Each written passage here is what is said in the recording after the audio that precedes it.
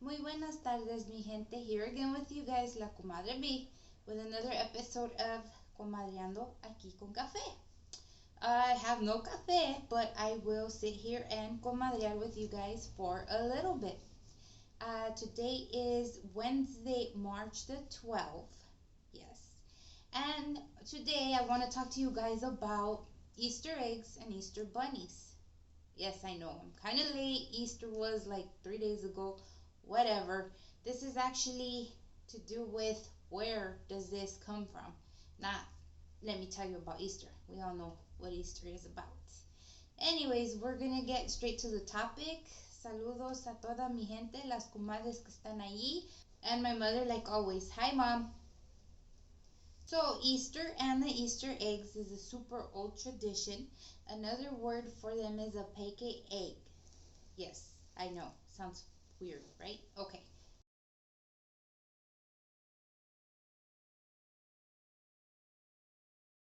To understand the representation of the resurrection, they put it down as an egg, right? You got the egg. So the egg itself is the tomb of Jesus. You got the cracking of the egg, which is the 3 days he's doing the resurrection. And then back when this was the original tradition, all eggs were painted red with red dye, which was to represent the blood of Jesus Christ.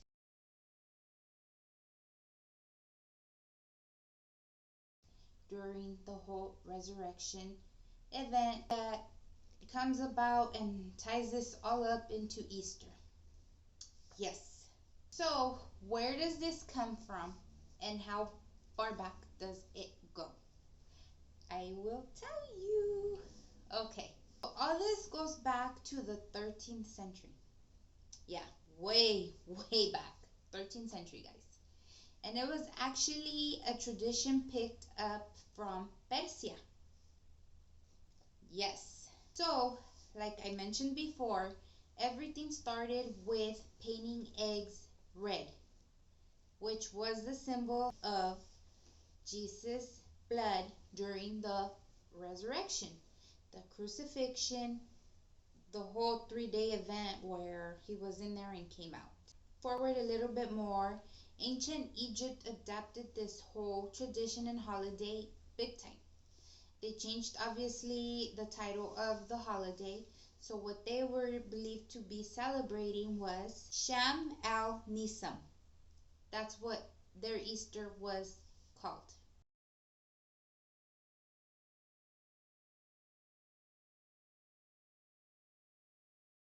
So what is the translation of this Nisam? It's called sniffing the breeze, guys. That's what it translates to, which is obviously the beginning of spring.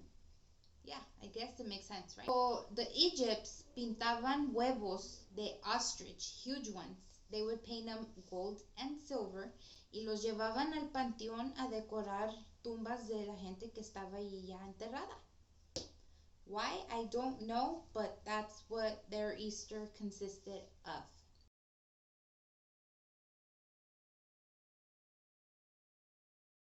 So with this tradition, it is said that they influenced big time the Christians and the Islamic cultures. Another tradition that they would also start doing a little bit down the line was they would actually boil chicken eggs, los huevos, y los decoraban, different colors, los pintaban, los decoraban, bien bonitos. And what they would do is write wishes on these huevos. They would like sit there and actually write a wish. They would then make a little canastita, una basket out of palm. They would go outside and hang it on their tree, and they would put these eggs in there. And the whole reason behind this was God was supposed to answer their wishes that were written on these eggs. So now we're gonna forward it up to 1610. That's the year. And we're in Romania now. They stuck to the red dye. All the time their eggs were just red. So during their Lent, the 40 days, the Romans wouldn't eat any eggs at all for the entire 40 days. That was how they held their Lent. So towards the end of this whole Lenten season, they would start collecting all the eggs that were laying around, whatever. They would paint some red, obviously, for, their hunts. And they would actually make big feast for the Easter dinner. And it would obviously have eggs in them. A very popular dish that they would make is something like our meatloaf, but inside tenían un hard-boiled egg. This was the meals that they would feast on come Easter. Kind of cool. This is where the tradition with the eggs came from, started, and how it evolved throughout the years. So now let's talk about the bunny. Like, I don't know, we were talking, and like my mom and stuff, and like my sisters, like always, where does the bunny even come from?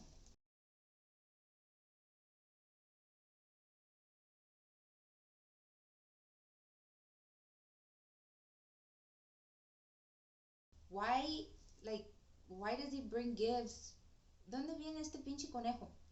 Okay, so he's actually German, and he's not a bunny, he's a hare. ¿Qué es un hare? Son los conejos más grandes y bien peludos. So, yes, this Easter bunny comes from Germany. He came here to los Estados Unidos with tradition, and that is where we get the bunny. It came here from Germany, 1700s, when a group of the Germans settled in Pennsylvania here in the US. Tradition had it then that the bunny would bring eggs, colored eggs, now they were coloring them different colors, to good little boys and little girls. So what they would do is have their children make little baskets out of grass. They'd sit there weaving or whatever, however you put a basket out of grass together. They would do this the night before Easter.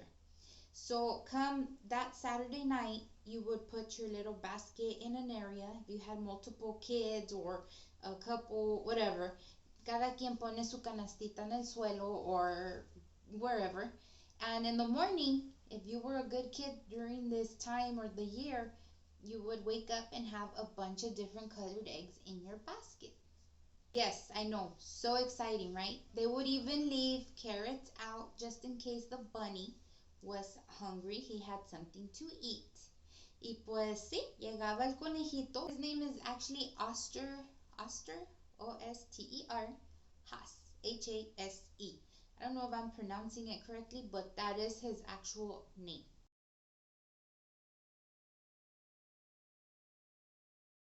Okay, so I'm telling you where he came from. Now let me tell you why they chose a bunny. So like every other tradition or holiday, it's a pagan thing. Yes, I know, they're everywhere, right? All these holidays. Okay, well, they used to celebrate this festival yearly, springtime, was called Ostara. What is this? This is when all the farmers in the areas, at this time and era, they would start planting seeds because they knew que ya era tiempo for fertility and rebirth, regrowth. It's springtime. It is time to start planting your seeds. So they used to do this yearly to welcome all the good vibes, welcome the luck, welcome the time of the year, and that's what this festival was called. So the pagans adopted this goddess named Astre with a silent E at the beginning. She was the goddess of fertility for humans and crops. She's always pictured with bunnies, rabbits, hares, whatever you want to call it.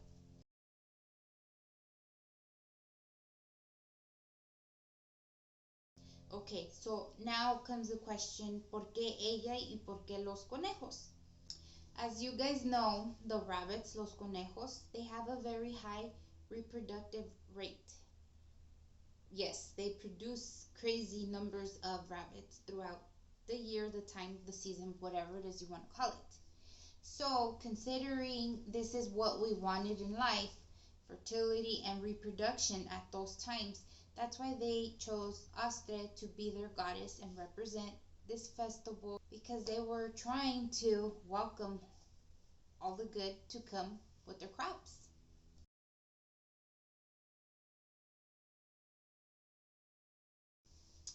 See, now we are getting somewhere. Yeah. Now we come to the whole why hide eggs. Where does it come from? Deje y les digo. Okay. Now this tradition goes way back into time, 16th century. There was a German priest by the name of Martin Luther.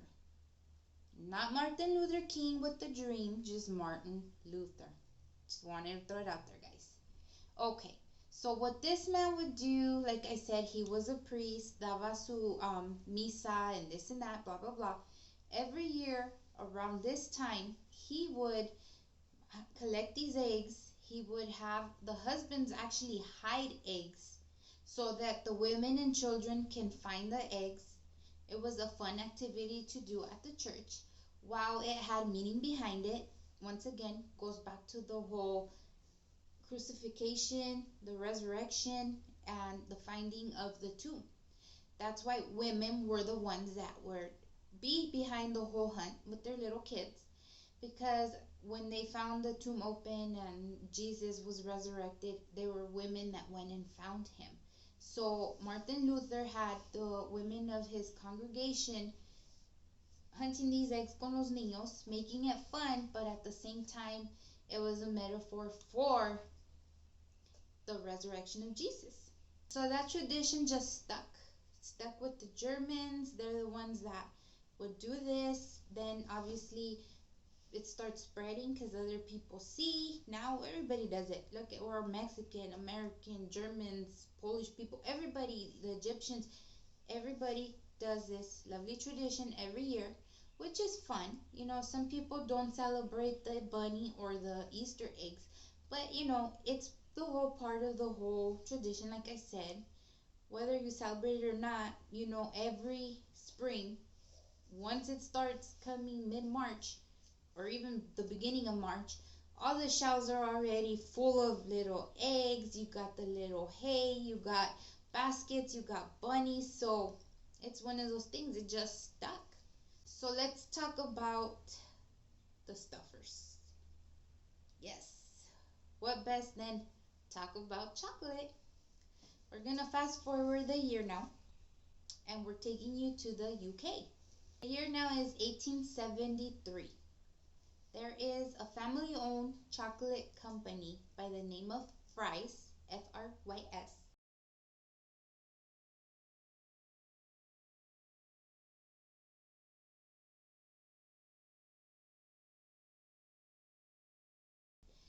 And they are the ones to throw out there the first hollow chocolate egg.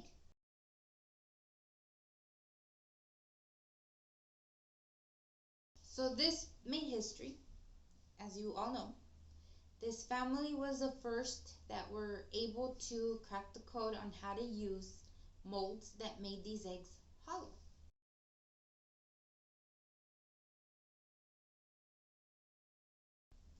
So, you know, these eggs were, what the heck, they're hollow, this and that. Okay, hold your horses. They weren't good at all. They were bitter, they were dark chocolate, and they were really dusty.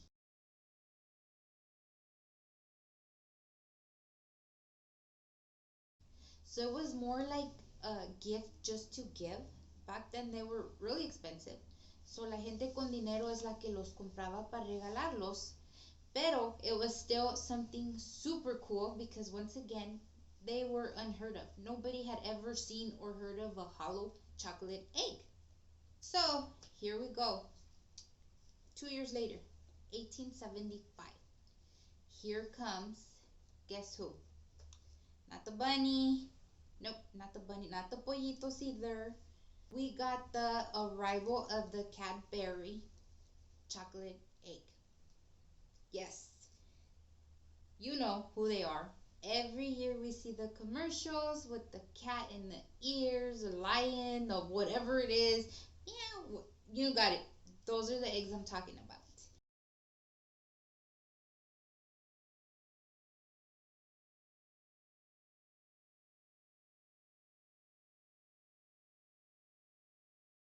They are actually from England, guys. They're not from here. They are from England. So now this company, Cadbury, knocked the fries out of the water.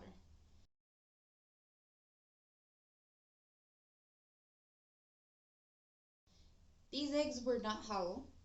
As you guys know, they have cream filling. And the taste of these eggs were bomb. How else can we describe the flavor?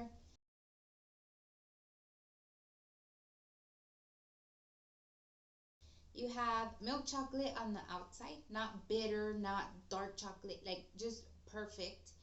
You have these stuffed with this cream filling that is just so good. So this company, that's it. They made history with their egg. They decided to mess around and come up with different fillings for the inside. So as you guys know, there's different flavors, and that's it. Like every single year, this chocolate is number one sold next to jelly beans. Jelly beans, why? The obvious, they're shaped like little eggs. Yeah, I know. So yes, this company, it's English. They distribute numbers out here only certain times of the year.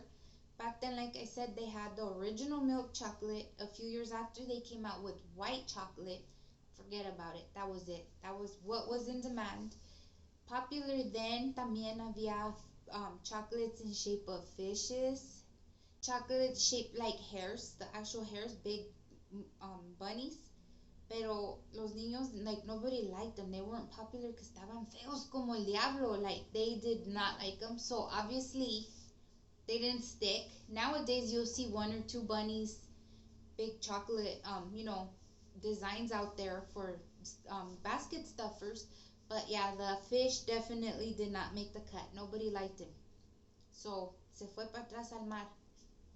Well, guys, that is the history behind your eggs, behind your bunny, and behind why they are connected to Easter. I had the doubt, I had the curiosity, and I just had to find out what the heck, why. So, like always, thank you for your time. I know time is precious. Thank you for spending a few minutes with me today. Y como siempre los adoro, please stay safe and stay sane. If you're not my subscriber, please like, subscribe, and hit that pinche campanita, because I will be loading lots of other videos with a lot of information. So you might want to look at those in a little bit. But yes, have a great rest of your week. I love you guys. Bye.